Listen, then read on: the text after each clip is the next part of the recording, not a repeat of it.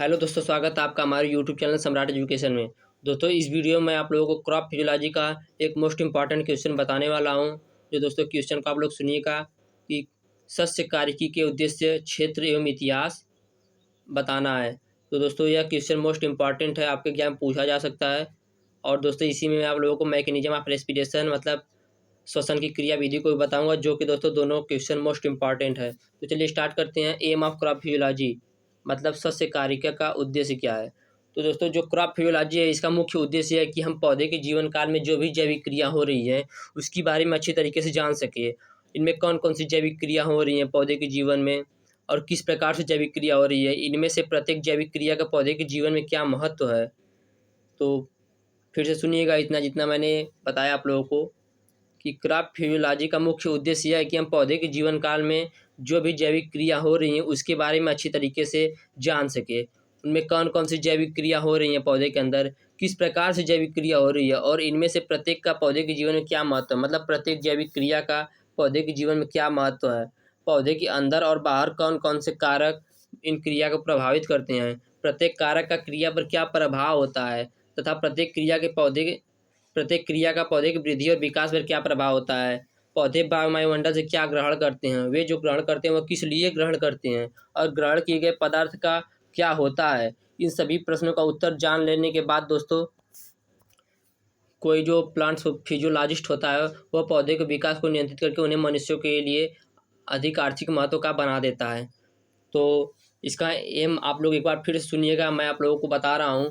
तो जो crop physiology का मुख्य उद्देश्य यह है कि हम इसमें पौधे के जैविक क्रियाओं के बारे में अच्छी तरीके से जान सके। पौधे के जीवन काल में कौन कौन सी जैविक क्रिया हो रही हैं, किस प्रकार से जैविक क्रिया हो रही है और इनमें से प्रत्येक का पौधे के जीवन में क्या महत्व है, मतलब प्रत्येक जैविक क्रिया का पौधे के जीवन में क्या महत्व है।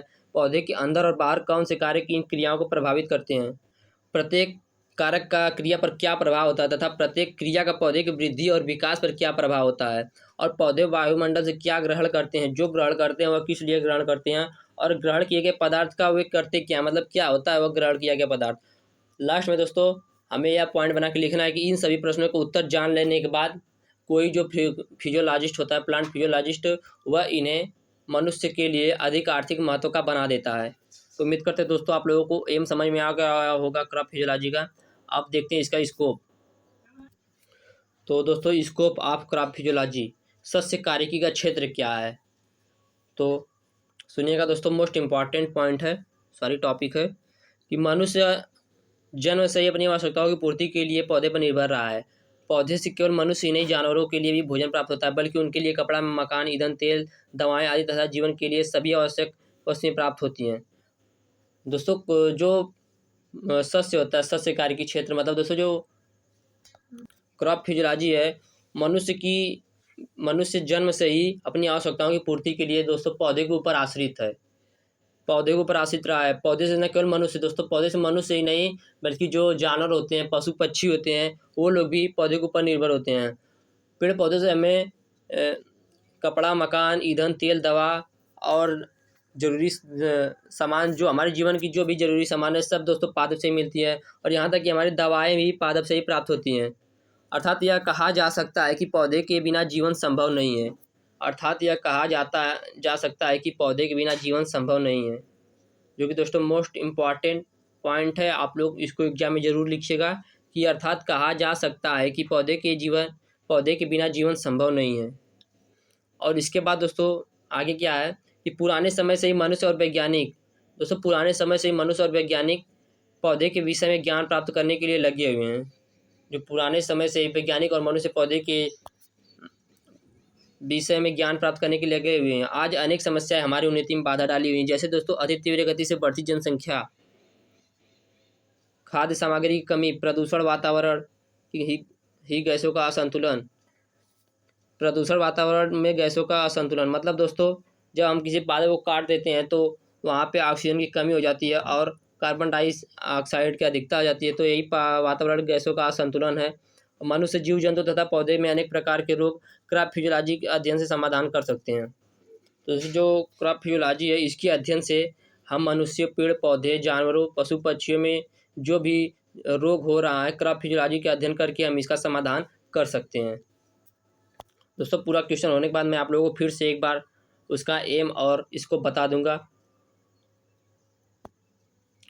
वास्तव में कहा जाए कि इस समस्या के समाधान के लिए की गई खोजों के परिणाम स्वरूप पौधे की वृद्धि एवं विकास को यहाँ तक नियंत्रित कर लिया गया है कि जब चाहे तब उगा सकते हैं, प्रत्येक मौसम में फल फूल उत्पन्न कर सकते हैं और बिना मृदा के भी उगा सकते हैं।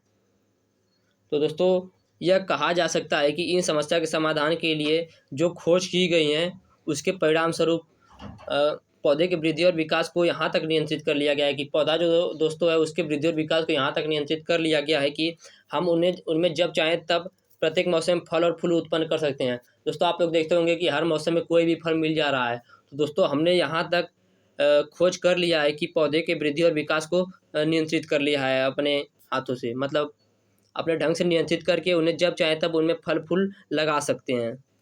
और दोस्तों इसका मुख्य उद्देश्य क्या है आप लोगों को दिखाता हूँ।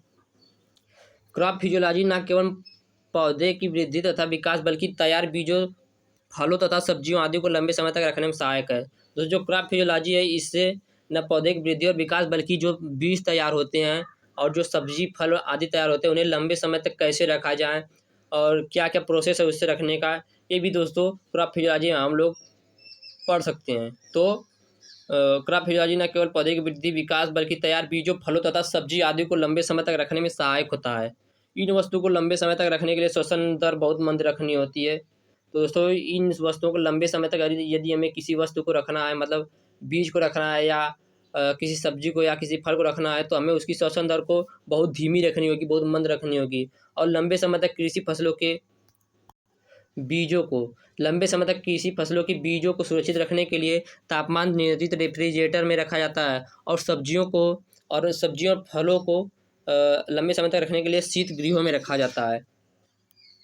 तो दोस्तों उम्मीद करते हैं आप लोगों को समझ में आया होगा। आप लोगों को फिर से मैं एक बार बता देता हूँ। उससे पहले आप लोग पादप कारिकी के इतिहास मतलब हिस्टोरी ऑफ प्लांट फिजियोलॉजी देख लीजिए। पादप कारिकी का इतिहास, हिस्टोरी ऑफ प्लांट फिजियोलॉजी। तो सबसे पहले दोस्तों एक वैज्ञानिक थे बेल्जियम के अल्केमिस्ट वान हेलमांट 1577 से 1644 में इन्होंने एक खोज किया।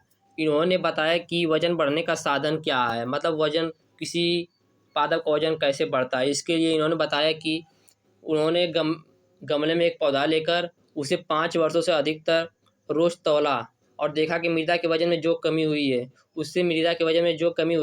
उससे ज़्यादा पिछले कुछ वर्षों में वजन बढ़ा है।